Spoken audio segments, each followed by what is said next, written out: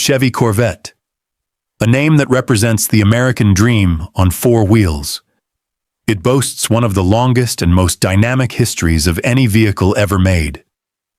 From the original narrow-bodied C1 Corvette to the mid-engine modern 8,000 RPM Z06, the Corvette has seen many shapes and many forms.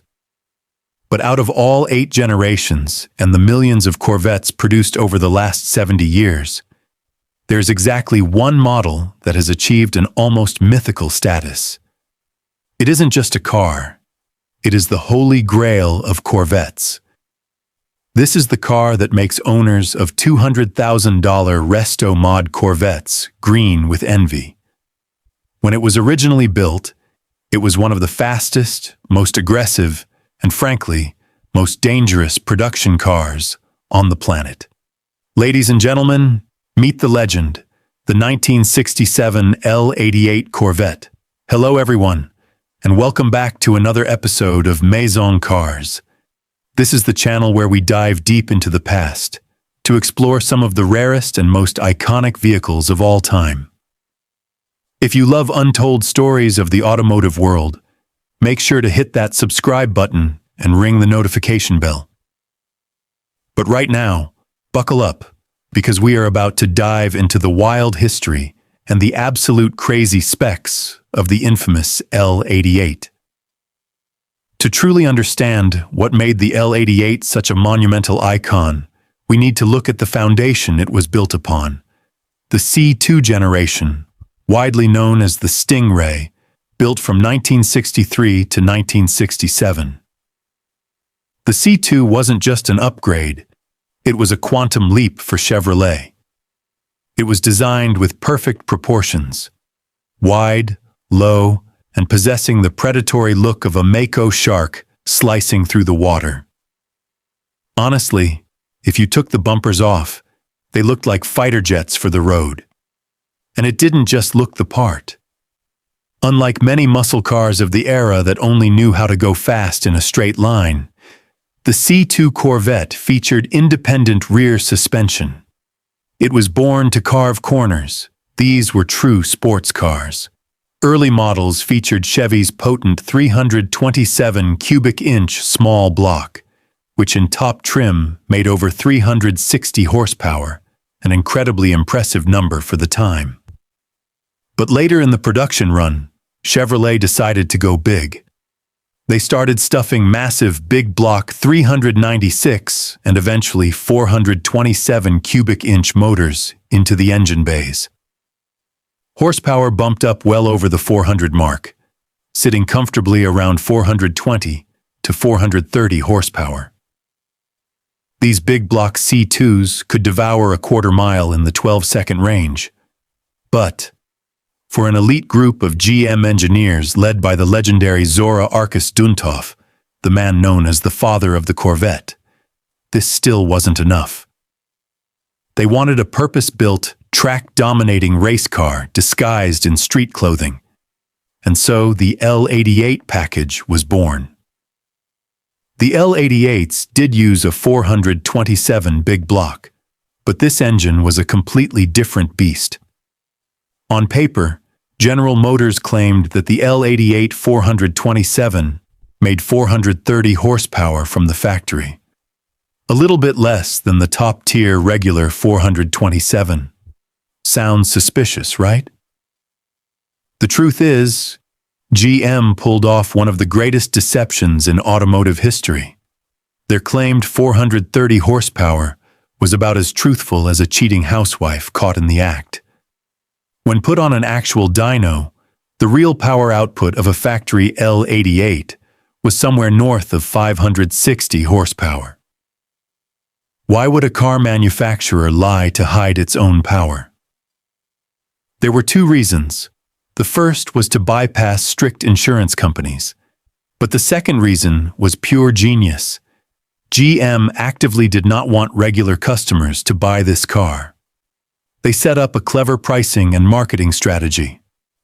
On the brochure, the L88 had less power but cost significantly more than the other engine options, and it stripped away all your creature comforts. The idea was that normal customers would look at the specs, think it was overpriced and under-equipped, and just buy a regular 427. GM only wanted to hand the keys of the L88 to professional racers and privateer teams, people who knew exactly what the L88 code meant and would use every single ounce of its savage power on the track. The engine of the L88 was a masterpiece of pure brutality. You couldn't just pull up to a regular pump to fill this thing up. It strictly required 103 octane racing fuel. Let that sink in. A road-legal car that demanded aviation-grade race gas. Inside that block was a massive 12.5-to-1 compression ratio.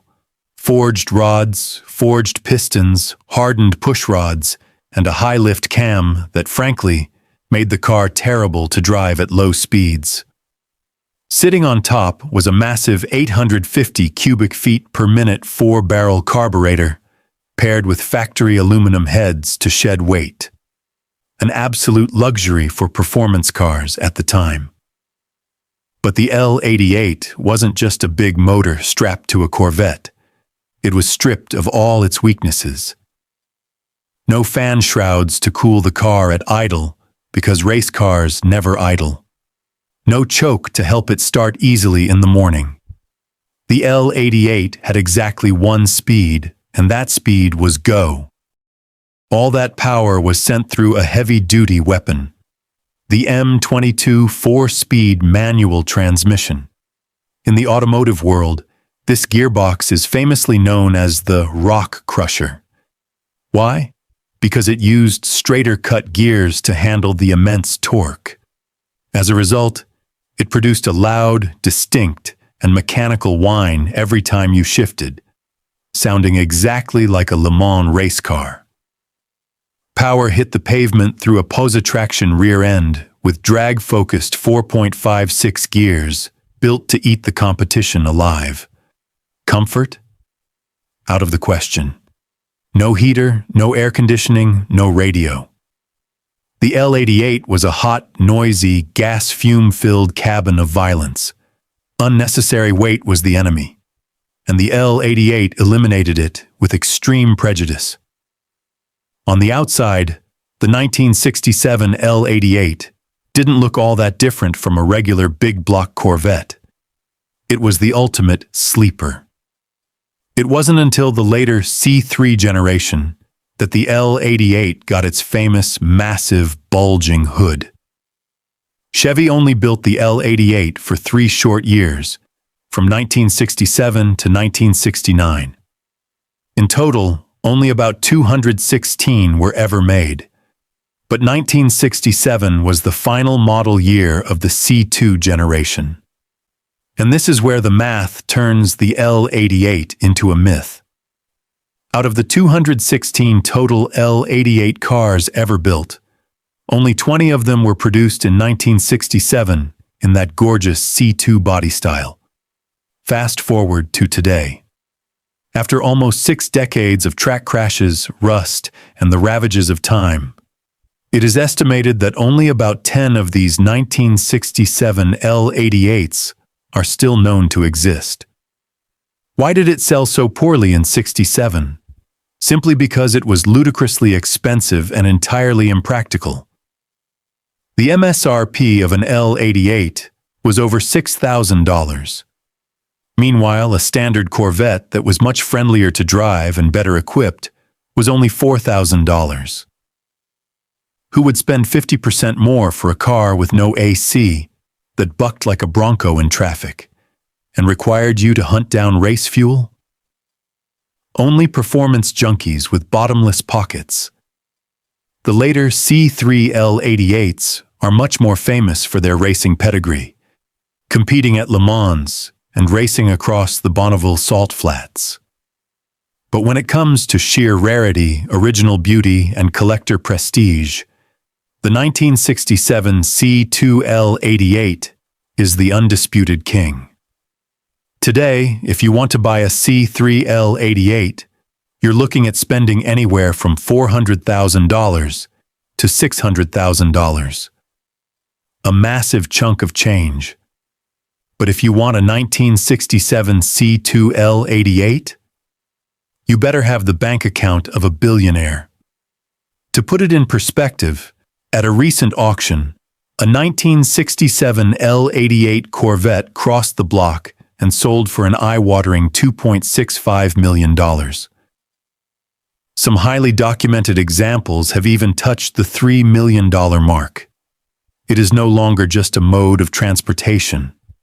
It is a piece of American history, a wild era defined by speed-obsessed engineers and an industry that hadn't yet been choked by emissions regulations. So if you ever happen to see a real 1967 L88 Corvette out in the wild, you better pull out your phone and take a picture. Because your chances of winning the lottery might actually be higher. And that is the incredible, abrasive, and legendary history of the L88 Corvette. What do you think about this brutal machine? Do you think it's worth the $2.5+ million price tag? Let us know down in the comments below. If you enjoyed this video, we would greatly appreciate it if you could drop a like and share it with other gearheads. And please, make sure you are subscribed to the Maison Cars channel and smash that notification bell so you don't miss our next documentary on the world's most fascinating machines. Thanks for watching, enthusiasts. Until next time.